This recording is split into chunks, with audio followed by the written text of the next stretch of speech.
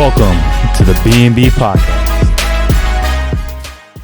What's up, ladies and gentlemen, to the B&B Podcast. This is your host, B. On episode 49, I want to talk to you and give you a lesson on fear. Why does fear control us? We live in an age where fear drives our motives, drives our goals, drives our dreams. It's been around since the birth of our universe, since the creation of mankind, and it continues to wreak havoc among our earthly people. So, for the sake of episode 49, let's dive into why does fear control us. First and foremost, I believe a good story is in order to educate us why fear controls us. And ultimately, I think learning this could help you adapt new principles, new philosophies on fear from a very famous poet. So here it is. Fear no more the heat of the sun, nor the furious winter rages. Thou they warily ask, haste done, home heart done, and ta'en thy wages. Golden lads, girls all must, as chimney dusters come to dust. Fear nor the frown of the great, thou heart past the tired stroke. Care no more to clothe and eat. To thee the reed is as the oak. The spectre, learning, the psychic, must all follow this and come to dust. Fear no more the lightning flash, no the all-dreaded thunderstone. Fear not slander, censure rash. Thou haste finish joy and moan. All lovers young, all lovers must co-sign to thee and come to dust. No exquisitor harm thee. No nor witchcraft charm thee. Hosts unlaid forbear thee. Nothing ill come near thee. Quick consumption have, and reowned by thy grave. So the purpose of this philosophy, the purpose of this poem, I want you to try to dive more into the significance of what the message is trying to portray. And ultimately, I want you to try to get some more information on the poet himself. Very famous poem, very famous poet, and ultimately that has a greater meaning to what the story is trying to tell us. He talks about the brutality of the chills. He talks about how hot the sun is, how the weather can easily fluctuate and manipulate our moods. He tells us not to concern ourselves with these matters. He tells us not to worry about our emotions, our fears, the women. All this will be obsolete within the moment of our times.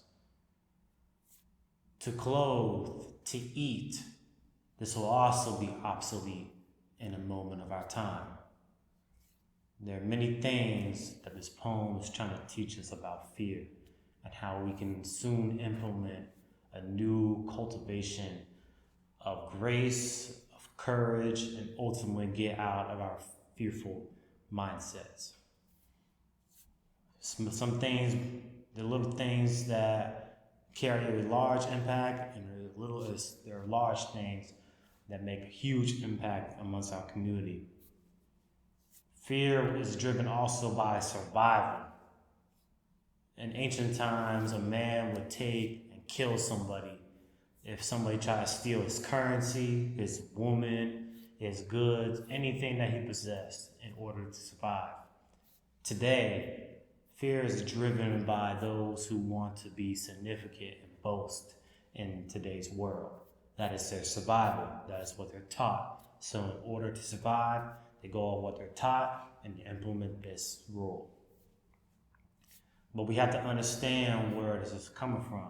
We have to understand what other factors play in it. Fear is also knowing what you can take advantage of. Like the poem talks about, you should not tolerate a tyrant stroke. This is something that we do not tread lightly. This is something that we do not frown upon, but we refuse to make our stands. We refuse to fight back. We refuse to let go of all these frustrations and try to change it. Fear is about taking one's heart, corrupting it, and making them subordinate, and making them fearful of what might come to them. But it's also due to the fact that we do not appreciate what's going on within our present lives. Fear can later cause guilt and regret. One may not be able to think about the present and what gifts it may behold. And eventually they begin to lose sight of what life is bringing into them. They no longer feel this new energy that's cultivating, that's breeding them. People are afraid about the benefit of the challenge, about adversary. There's beauty in challenge. There's beauty in adversary. It's the chance to grow. It's the chance to change. It's the chance to bring new fulfillment into our lifestyles. All this is triggered within the back of our heads. All this is triggered within our minds and our hearts. You see, our brain was designed to fight or flight. Once adrenaline kicks in, you either have two choices over the tippy tops, or whatever the thing is called, when you're trying to bounce a kid up and down. You have your fight. I'm gonna go out with a bang. I have to do this in order to survive. This person's gonna kill me. He's gonna take my food. So what do I need to do? I need to kill him. I need to destroy him in order to take my food back. Or you have your flight response. You need to escape so you can live another day. Oh, it may not be significant. Oh, that food might be able to feed my family. It could have been my chance to give them a good meal. But if I'm here tomorrow, if I'm here in the future, then I can still provide for them. That's that flight response. And this is the important thing when understanding this deadly emotion that we call fear. It can destroy us. It can bring terrible circumstances into our lifestyles, and it can change everything that we're revolved around. Our goals, our visions, our dreams, everything is corrupted by fear. One day you might be thinking the best thing might occur the next day, but suddenly it's no more because your fears driving you to do the worst possible outcome. It destroys our hopes. It destroys what we cherish, what we believe in. And as a result, we are corrupted. We are no longer found of what the energy is bringing to us. Fear is also driven by the things that we cannot predict, the things that we cannot see from our past. Like the great man said, from the power of now, all these emotions are accumulated by too much future or too much past. We begin to glamorize future. We begin to think too far-fetched into what our lives are going to bring us. And as a result,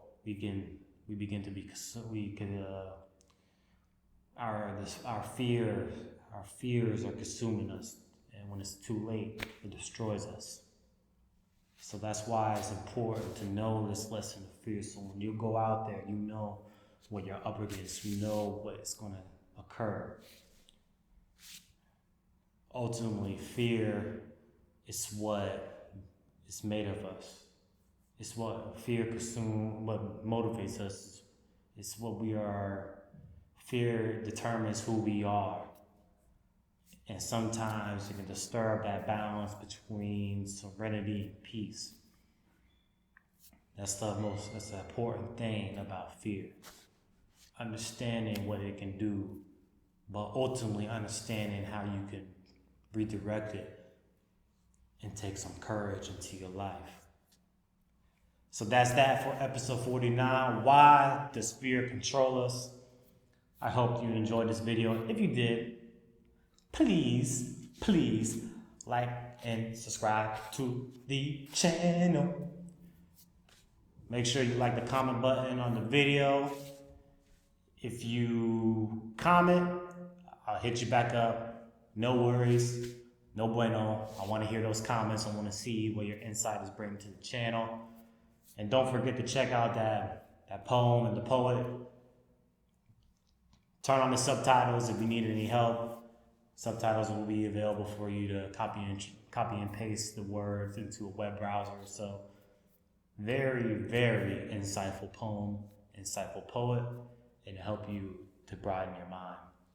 And if necessary, please contact us. I have no hesitation when it comes to people asking for help or to gain some insight. Ladies and gentlemen, be safe.